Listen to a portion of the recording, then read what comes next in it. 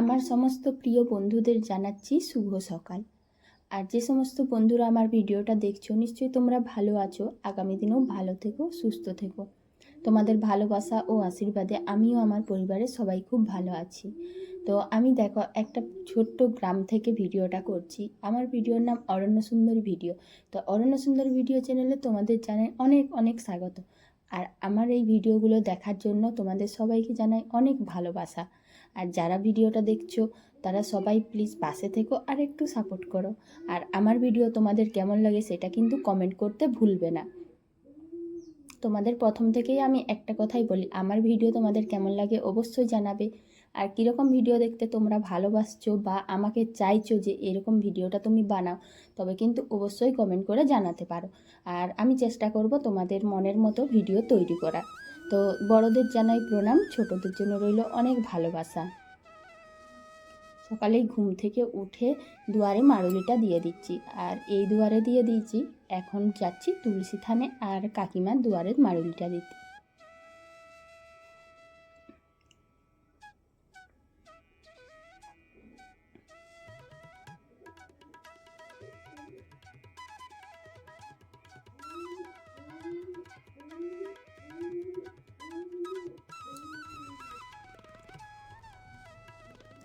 ভালো করে গোল করে একটু মাড়ুলি দিয়ে দিয়েছি তুলসী থানে।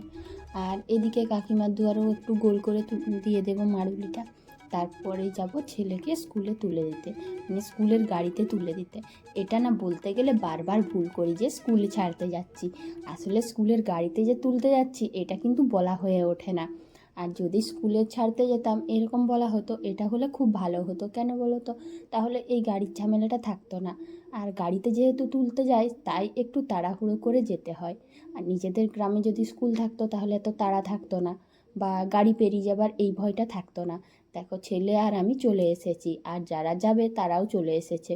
এরপর ওকে ছেড়ে দিয়ে চলে এসেছি, মানে গাড়িতে তুলে দিয়ে চলে এসেছি বাড়িতে। তো ছাদে এসেই দেখলাম এখনও না আকাশটা পরিষ্কার হয়নি। পায়রাগুলো দেখো, কিছু পায়রা বেরিয়েছে, কিছু পায়রা এখনও বেরোয়নি ঘর থেকে, সবগুলো ছাদে বসেছিল। তারপরেই বাড়ির সমস্ত বাসি কাজকর্ম করে নিয়েছি। এখন লেগে পড়লাম এই কাজগুলো করতে।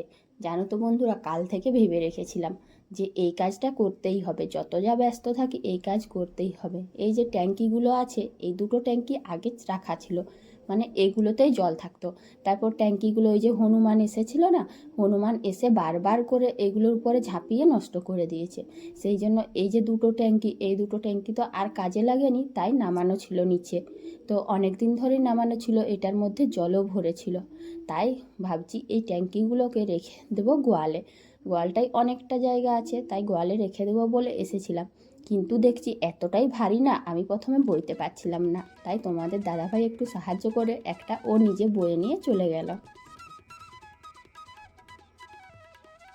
জানো তো বন্ধুরা, এই ট্যাঙ্কিতেই আগে জল থাকতো, আর তখন 2-3 বার জল ভরাতে হতো। ট্যাঙ্কিগুলো খুব সুন্দর ছিল, কিন্তু হনুমানের দৌড়াতে আর ট্যাঙ্কিগুলো বেশি দিন থাকলো না। এমনভাবে ফাটিয়ে দিয়েছিল যে ছাদে জল ভরালেই এই ট্যাঙ্কির জল পুরো ছাদ ভর্তি হয়ে যেত। তো দেখো তোমাদের দাদাভাই একটা তো ট্যাঙ্কি রেখে দিয়ে এসেছে, কিন্তু আরেকটা আমি বয়ে নিয়ে যাব। তো চেষ্টা করছিলাম যাতে গড়িয়ে গড়িয়ে নিয়ে যাওয়া যায়।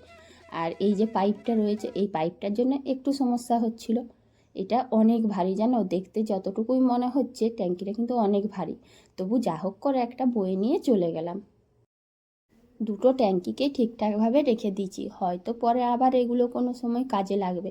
বলা তো যায় না, বাড়ির জিনিস না কোনো সময় সব কিছু ফেলে দিতে নেই, খুব না নষ্ট হলে, কারণ পরবর্তীকালে যে কোনো সময় কাজে লাগতে পারে। এরপর ট্যাঙ্কিগুলো তো রেখে দিয়েছি, কিন্তু আসল কাজ বাকি রয়ে গেছে। আসল কাজ বলতে কি বলো তো বন্ধুরা, এই যে পুজোর সময় সমস্ত পাতা নোংরা পুড়িয়েছিলাম, তারপর কিন্তু আর পরিষ্কার করা হয়নি। আর জানোই তো তোমরা, এখন শীতকাল, তাই চারিদিক একটু বেশি পাতাতে ভর্তি হয়ে যাচ্ছে। এখানটায় যেহেতু অনেক আম গাছ আছে, তাই এত আম পাতা জড়ো হয়েছে। আর ওদিক থেকে ঝাড় দিয়ে এলে এইখানটাই বেশি জমা করা হয়। তো জমা করতে করতে না পাহাড়ে স্তূপ হয়ে গেছে। সেই জন্য ঠিক করেছিলাম যে ওই ট্যাঙ্কিগুলোকে ভালোভাবে রেখে করে এইখানে আগুন লাগিয়ে দেব।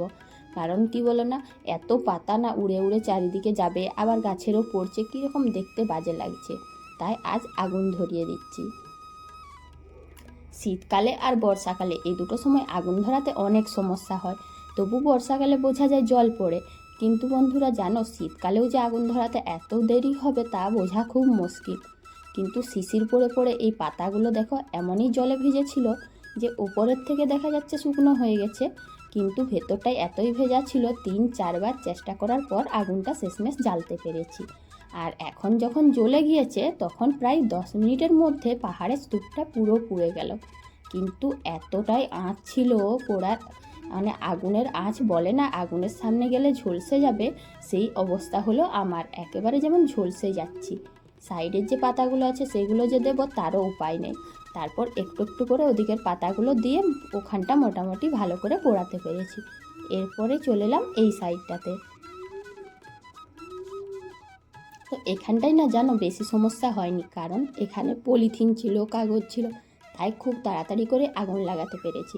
আর চারিদিকে যত এই যে ছোটো ছোটো কাগজ পলিথিন যা ছিল সব পোড়ানোর চেষ্টা করলাম, তবু কিছু কিছু ঘাসের মধ্যে রয়েছে। যতক্ষণ না ঘাস পরিষ্কার হচ্ছে ততক্ষণ এগুলো পোড়ানো সম্ভব না, তাই চেষ্টা করলাম মোটামুটি যতটুকু পারি পরিষ্কার করতে। আর জানো তো এগুলো না পরিষ্কার করলে বেশি নোংরা বোঝায়।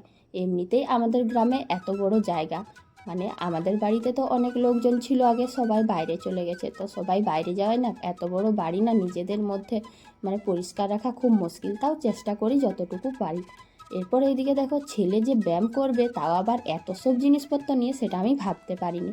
তো ওকে বকছিলাম যে এসব ফেলেছিস কেন। ছেলেকে পাঠিয়েছিলাম এক জোড়া জুতো আনতে, কারণ পুরনো চটিগুলো প্রায় ছিঁড়েই গিয়েছে, তাই ভাবলাম যে যে কোনো সময় ছিঁড়ে যেতে পারে, ওকে আনতে পাঠিয়েছিলাম। আর রাস্তায় কী কী ঘটেছে না ঘটেছে ও সেইগুলো তাড়াহুড়ো করে বর্ণনা দিচ্ছে, ঘেমে নিয়ে তো একাকার। এখন ওর কথা না শুনলে ও আবার রেগে যাবে। মোটামুটি যা যা হয়েছে সব বর্ণনা আমাকে এখন শুনতে হবে। তো বন্ধুরা আজকে এখন ওর গল্প শুনি, কাল আবার দেখা হচ্ছে। আজকের মতো এখানেই শেষ করছি, টাটা।